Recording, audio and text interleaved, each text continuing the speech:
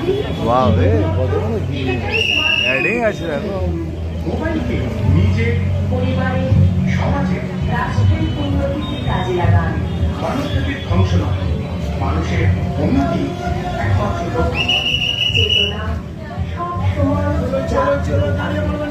স্মার্টফোনের ক্ষতিকারক বিপজ্জনক বিষয়ে সতর্ক। অপরিমিত মোবাইল ব্যবহারে চরম আসক্তি তৈরি হতে পারে, ফলে মানসিক এবং শারীরিক স্বাস্থ্যের অবনতি হতে পারে। নিজে সচেতন হন এবং অন্যদের সচেতন করুন। পূর্ব সোনারপুর সার্বজনীন দুর্গোৎসব 2025 ভাবনা চেতনা। প্রার্থনা করি মঙ্গলময়ী মা দুর্গতি নাশিনী মা দুর্গা মানুষের